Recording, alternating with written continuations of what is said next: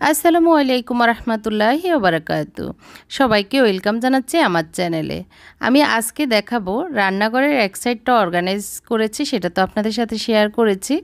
এখন যে বাকি সাইডটা আছে সেটা ডিপ ক্লিনিং করা এবং সেটাকে আরেকটু অর্গানাইজ করা, সেটাই আজকে দেখাবো। আর দুপুরের রান্নায় কি রান্না করেছি আরাবিয়ান শোরবা, সেটাও শেয়ার করছি। প্রথমে দুপুরের রান্নাটা দিয়েই শুরু করছি আজকের ব্লগটি। সবাইকে অনুরোধ করব শেষ পর্যন্ত দেখলে একটুখানি হলেও আপনাদের ভালো লাগবে।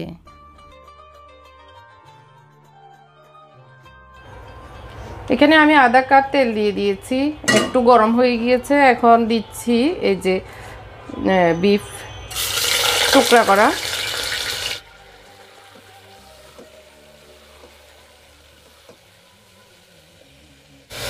দিয়ে দিচ্ছি লবণ, 2 চামচের মতোই দিয়ে দিচ্ছি একবারে।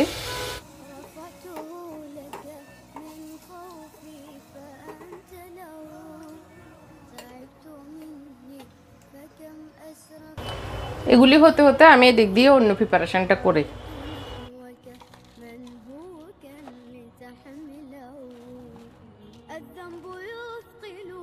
তো অ্যারাবিয়ান খাবার আমার হাজব্যান্ডের খুব পছন্দ, তাই ওর জন্যই করছি। তো উনি যেহেতু অ্যারাবিক দেশে ছিলেন, মানে সৌদি আরবের অনেক অ্যারাবিক খাবারগুলি উনি খুব পছন্দ করেন, সেই কারণে ওনার জন্যই আজকে এই শোরবাটা রান্না করছি। বিভিন্ন প্রকারেই রান্না করা যায়, আপনারা যারা আরও বেশি স্মার্ট আমার সাথে শেয়ার করতে পারেন রেসিপিটি। তবে আমি যতটুকু জানি এক একজন এক একভাবে এই রান্নাটা করেন। আমি আগে ওটস দিয়েও রান্না করতাম, তো এখন আজকে যেভাবে রান্না করছি সেটাই আপনাদের সাথে শেয়ার করছি। আপনারাও ট্রাই করতে পারেন, মাঝে মধ্যে ভিন্ন রান্না করলে একটু রুচির পরিবর্তন হয়, সবাই একটু পছন্দ করবে, মানে আনন্দ পাবে আর কি। তো আমার এখান থেকে দেখতে পাচ্ছেন পানি বেরিয়ে এগুলো মোটামুটি একটু হালকা কষানো হয়েছে। এখন আমি দিয়ে দিব এতক্ষণ যা কিছু কুটে নিয়েছি সেগুলি, টমেটো এবং গাজর, তেজপাতা, পেঁয়াজ, ক্যাপসিকাম,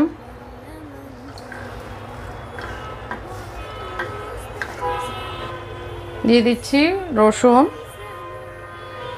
1 টেবিল চামচ, আর 3টা ছোট কিউব করা আদা, দিয়ে দিচ্ছি একটু মরিচ, কাঁচা মরিচও দিয়েছি। ভালো করে নেড়ে চেড়ে ঢাকনা দিয়ে দিব কিছুক্ষণ। একটু দিয়ে দিচ্ছি মিক্স মশলা, এখানে জিরা, ধনিয়া আর এলাচ, দারচিনি, তেজপাতা মিক্স করা আছে, তো একটু দিয়ে দিচ্ছি। এখন দিয়ে দিচ্ছি কালো গোলমরিচ পাউডার। সব মশলাপাতি যা যা দেওয়া দরকার ছিল সবই দিয়ে দিয়েছি। এখন আমি একটু কষানোর জন্য এভাবে দিয়ে রেখেছি, দেখতে পাচ্ছেন সুন্দরভাবে এগুলো শুকিয়ে একটু কষানোর সফট হয়ে গিয়েছে আর কি, কষানো হয়েছে। এখন আমি ঢাকনা লাগিয়ে দিব একবারেই। তো তার আগ দিয়ে আমার কিছু প্রিপারেশন আছে সেটা দেখিয়ে দিচ্ছি। এখানে আমি 3টা মাঝারি সাইজের আলু ছোটো করে কিউব করে কেটে দিয়েছি, দিয়ে দিব একটা স্যুপ ঢেলে। আপনাদের কাছে যদি কিউব থাকে, চিকেন কিউব, সেটাও দিতে পারেন, চিকেন স্টকও দেওয়া যায়, যে যেভাবে আসলে যার কাছে যেটা আছে। তো এখানে একটু রাইসও দেওয়া যায় পরিমাপে, আপনারা আপনাদের পরিমাপটা দিতে পারেন। আধা পটের থেকে কম দিলে, আমি যে পরিমাপে মাংস নিয়েছি আধা পটের থেকে একটু কম দিলে হয়। তো আমি রাইস না দিয়ে আমি দুপুরে খিচুড়ি রান্না করেছি দুপুরের জন্য আজকে। তো সেটাই আজকে ভাবলাম যে একটু খিচুড়ি দিয়ে দিই, তাহলে আর রাইস দেওয়া লাগবে না। তো আমি পানিতে গুলে স্যুপটা দিয়ে দিয়েছি। তো আজকে আমরা আসলে এটা এমনিই খাওয়া হয় আর কি, এই স্যুপটা, তো শোরবাটা আর কি, আমরা একটু খিচুড়ি দিয়েই খাবো। তো কেউ শোরবা হিসাবেও খেতে পারবে, আবার খিচুড়ি নিলেও নিতে পারবে, সেজন্যই ওইভাবে রান্না। তো আমি আমার যতটুকু শীষ দেওয়া দরকার ততটুকু আমি ফিশ দিয়ে নিয়েছি। 2টা শীষ লেগেছে আমার, তো ওইটার ভিতরে মজে গিয়েছে, মানে নরম হয়ে গিয়েছে। এখন আমি বড় পাত্রে ঢেলে নিয়েছি যাতে নাড়তে ছাড়তে সুবিধা হয়। তো আমি একটু খেয়ে চেক করে দেখতেছি লবণ টবণ সব ঠিক আছে কিনা। মোটামুটি মজে গিয়েছে, মানে নরম হয়ে গিয়েছে। এখন জাস্ট একটু চেক করে, এই যে নরম সুন্দরভাবে হয়েছে। এখন লাস্টের যে ফিনিশিংটা সেটা দিচ্ছি, একটা ডিম ভেঙে দিয়ে দিচ্ছি। স্যুপে আমরা যেভাবে দিই ঠিক সেভাবে একটা ডিমকে ভালো করে ফিটিয়ে আস্তে আস্তে নেড়ে এটাকে মিক্স করে নেওয়া আর কি। খুব ইজি কিন্তু খেতে খুব টেস্ট লাগে। আসলে আমার হাজব্যান্ড খুব পছন্দ করে। এই সবজি যে কোনো সবজি ইউজ করা যাবে, বরবটি, তারপরে মটরশুঁটি, তো এগুলি দিলে ভালো, আর ওটস দিলেও মজা লাগে। তো আমি এখন লাস্ট পর্যায়ে একটু কয়েক পিস গোল করে লেবু কুটে চুলাটা বন্ধ করে দিয়েছি। তো এখন সবাই খেতে আসবে, খেতে বসার পালা। তো খুবই মজা হয়, আপনারা ট্রাই করতে পারেন। যেহেতু সামনে কোরবান আসতেছে, একবার হলেও রান্না করে দেখতে পারেন, খুব মজা হয়। তো আমি খালিই খাচ্ছি, ওরা একটু খিচুড়ি দিয়ে খাবে, যে যেভাবে খায় আর কি।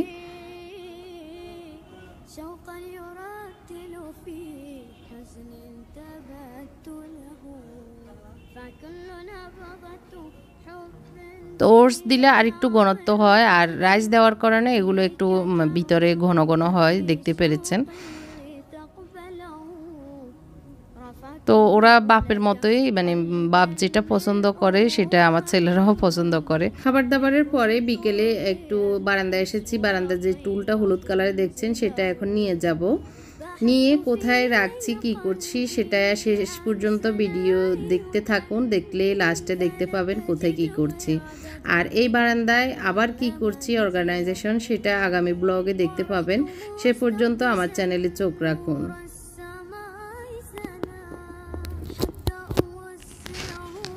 তো আজকে টাইম ফুল ফুটেছে দুইটা, এটা একটু দেখিয়ে দিচ্ছে। আর এই যে লিলি ফুল, খুব সুন্দর লাগে লিলি ফুলগুলি আসলে।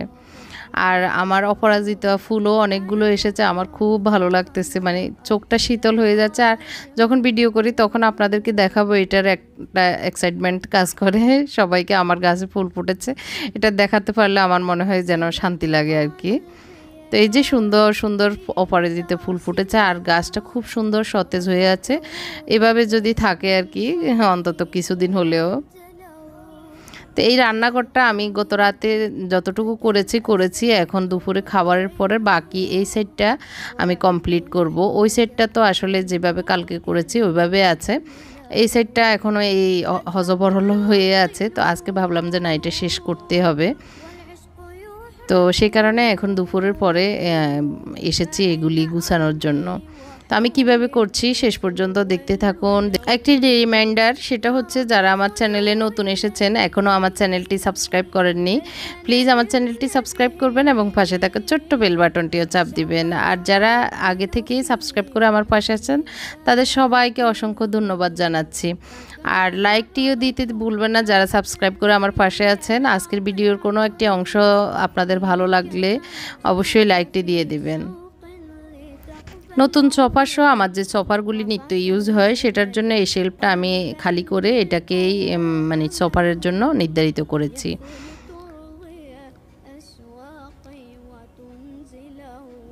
তো যেগুলি আসলে খালি বয়ম আছে সেগুলো ভর্তি করে জিনিসপত্র রেখে, আর বাকিগুলো যেখানে রাখলে আমার জন্য সুবিধা হবে ওইভাবে রাখছি। আর এদিক দিয়ে ডিপ ক্লিনিংও করছি, মোছামাছি এই সব কিছু মুছে টুছে রাখা। আসলে আমি এই ক্যাবিনেটটা করার পরে আরও 2-3 বারই করেছি, কিন্তু আসলে সময় সুযোগের অভাবে শেয়ার করা হয়নি। আজকে ভাবলাম যে না, একটু শেয়ার করি আমি কিভাবে আমার এই ক্যাবিনেটগুলি ক্লিন করি এবং অর্গানাইজ করি। তো এই মশলার বক্সটা আসলে আমি যখন মিরপুরের বাসা চেঞ্জ করে আসছি, তখন এটার ভিতরে যে মশলাগুলি ছিল সব মানে হজবরল হয়ে গেছে। তো সেগুলিকে আজকে একটু তেলে, এখন মানে সবগুলো একসাথে করে আর কি তেলে গরম করে নিয়েছি। আমি এখন একটু আমার যে আগের নিমে ব্লেন্ডার আছে সেটাতে একটু পাউডার করে নিচ্ছি। তো একটু মুসমুসে করে নিলেই সহজে হয়ে যায়, বেশিক্ষণ লাগে না।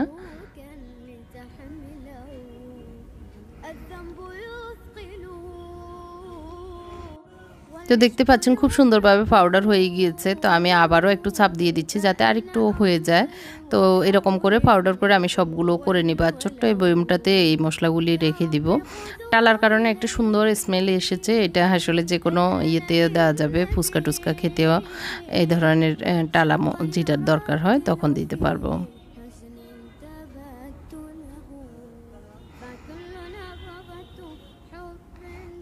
তো এই তো অল্প সময় আমার এই কাজটাও হয়ে গিয়েছে। অনেক দিন থেকে মশলার বক্সটা ক্লিন করব করা হচ্ছে না, তো সেটাও হচ্ছে। আর নিমা ব্লেন্ডারটাও ক্লিন করে একবারে রেখে দিচ্ছি। তো আসলে কাজ করতে আসলে অনেক কাজই হয়ে যায়, তো সব সময় সব কিছু আসলে আপনাদের সাথে শেয়ার করা হয় না। লং হয়ে যায় ভিডিও, সেই কারণে আসলে। তো এই মশলার বয়মগুলি আমি হাতের কাছে এখানে সামনে রেখেছি। যেগুলো অতিরিক্ত খালি হয়েছে বয়ম সেগুলো ধুয়ে আবার শুকনো করে রেখে দিয়েছি। এখন আমি ওয়াল ক্যাবিনেটগুলো একটু মুছবো, তো সে কারণে আমার যে ইয়ে ছিল লিকুইড ছিল সেটা শেষ হয়ে গিয়েছে। এখানে আমি 2 চামচ ভিনেগার দিয়েছি আর 2 চামচ দিয়ে দেব বেকিং সোডা। আর দিয়ে নিচে আমি একটু দিয়ে দিয়েছি ডিটারজেন্ট পাউডার।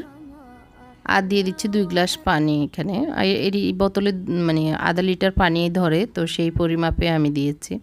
আর ভিনেগার সোডা একটু বেশি কম হলেও সমস্যা নেই, এটা তো নিজেদের হাতের তৈরি, একদম বেশি হলেও সমস্যা নেই, একদম কম হলেও সমস্যা নেই। টাইলস সহ ক্যাবিনেট মোছার জন্য এটা সুন্দর, খুবই পারফেক্ট, সহজেই সব কিছু ক্লিন হয়ে যায়, খুব চকচকে করে। তো আমি গ্লাসগুলোকে একটু স্প্রে করে তারপরে রুমাল দিয়ে মুছে আবার একটু টিস্যু দিয়ে মুছে নিচ্ছি, যাতে করে একদম চকচকে হয়ে যায়। আপনারা দেখতেই পাচ্ছেন খুব সুন্দরভাবে চকচকে হয়ে গিয়েছে।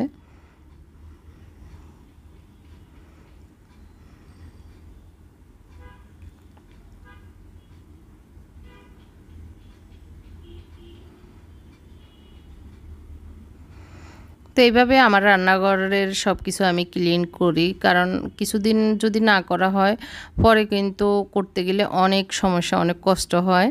তো অনেকের রান্নাঘর খুব তেল ছিটছিটে তেল তেল হয়ে থাকে জিনিসপত্র, এটা আমি নিজের চোখে দেখেছি।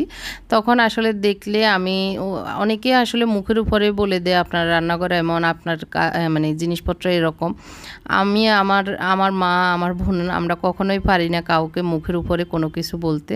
তখন নিজেরই শিক্ষা হয় যে নিজের রান্নাঘর নিজের জিনিসপত্রই সুন্দর রাখবো, যেন আমাকে অন্যকে দেখলে যেরকম আমার খুব খারাপ লাগতেছে, আমার জিনিসপত্র দেখে যেন অন্য কেউ খারাপ মনে না করে। এটাই আমার তখন মানে অন্য জায়গা থেকে শিক্ষা আর কি, যে অন্যর ঘরের জিনিসগুলো এলোমেলো বা অপরিষ্কার দেখে আমার কাছে যেরকম খারাপ লাগতেছে, আমার জিনিসপত্র দেখেও যেন অন্য কারো খারাপ না লাগে। এটাই আমার শিক্ষা, আমি নিজে নিজে শিক্ষা গ্রহণ করেছি।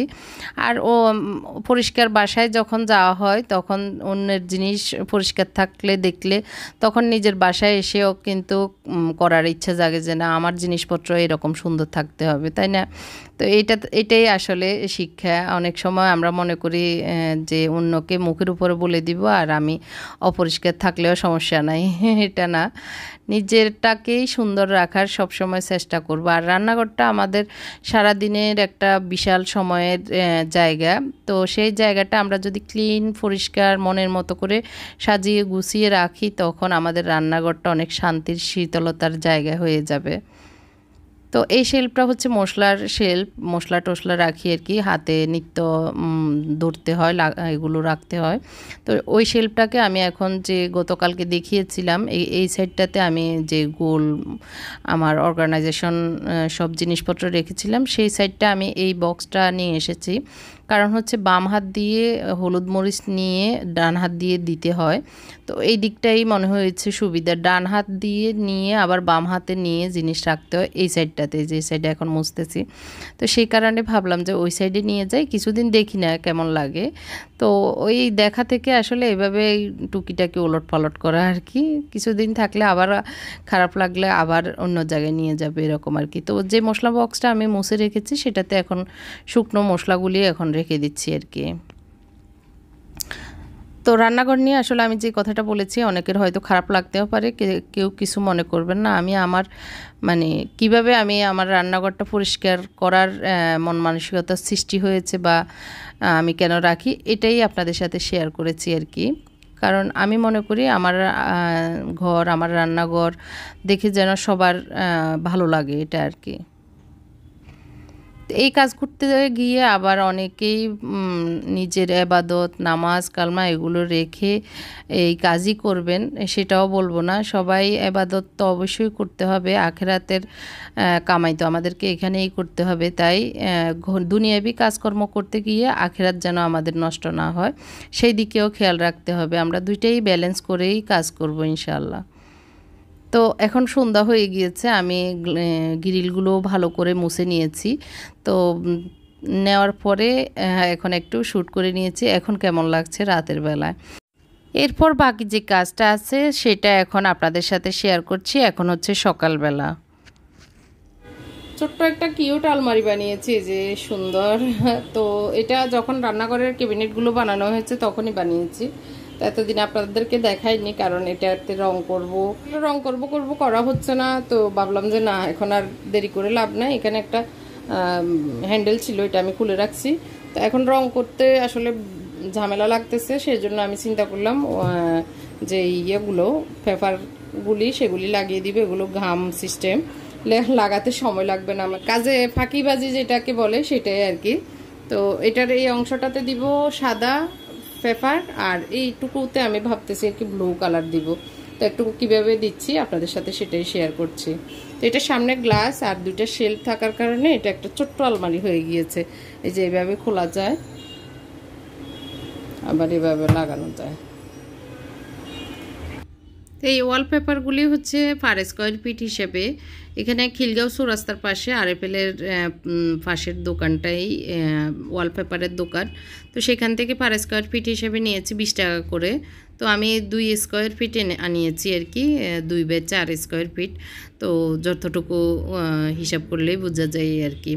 তো এটাকে আমি এই তো গামটা সরিয়ে এভাবে লাগিয়ে নিচ্ছি। খুবই ইজি। রং করতে আসলে একটু ঝামেলাই মনে হয়, কারণ এগুলো পেপার দিয়ে ভালো করে ঘষতে হবে, এমনি খড়খড়ে হয়ে যাচ্ছে, তারপরে রং করতে হবে, সেটা শুকাতে হবে, অনেক সময়ের ব্যাপার। তো আসলে জটফট করা দরকার, সেই কারণে জটফটই করে নিচ্ছি। এটা মানে এই পেপারটা লাগাতে খুব সহজ লাগে আমার কাছে, সেই কারণে এই পেপারটা লাগাই।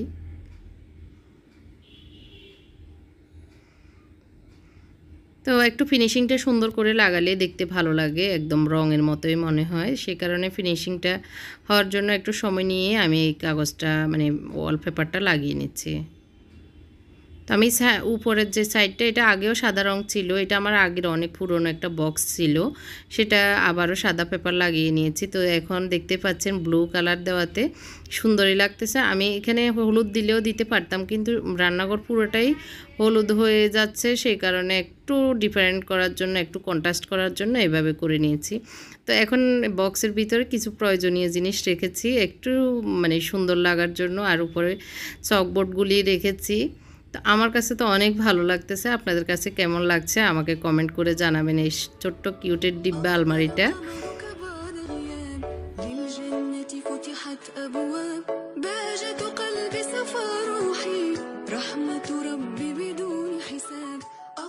আজকের রান্নাঘর ক্লিনিং ভিডিওটি আপনাদের কাছে কেমন লেগেছে অবশ্যই কমেন্ট করে জানাতে ভুলবেন না। আর যে টুলটা বারান্দার, সেটা এখানে এনে রেখেছি। এই যে সিঙ্কের পাশে একটা জায়গা দরকার ছিল এখানে কিছু রাখার জন্য, কারণ ওই পাশটা একদম ছোট্ট একটা জায়গা কর্নারটা, তো সেই কারণে এখানে নিয়ে এসেছি। আর বারান্দায় আবার একটু অর্গানাইজ করব সেই কারণে। আর এই সাইডটা এতদিন একটু হিজিবিজি ছিল, এখন একটু সব কিছু খালি করে একটু মানে ফাঁকা রেখেছি আর কি। তো আজকে কেমন লাগছে কমেন্ট করে জানাবেন। এই যে বাম দিক আর ডান দিকটা, বাম দিকটা তো আমি একটা এই যে নতুন শেলফ লাগিয়েছি, সেটার কারণে এই জিনিসগুলো এখন এইভাবে একটু সাজানো গুছানো আছে। আর ডান দিকটাও একটু খালি করেছি, গোল যে অর্গানাইজেশন জিনিসপত্র সেগুলো চুলার কর্নারে নিয়ে গিয়েছি। তো আজকের ভিডিওটি এইটুকু পর্যন্তই, অনেক লং হয়েছে। তো সবাই ভালো থাকবেন, কেমন হয়েছে কমেন্ট করে জানাতে ভুলবেন না। আল্লাহ হাফেজ।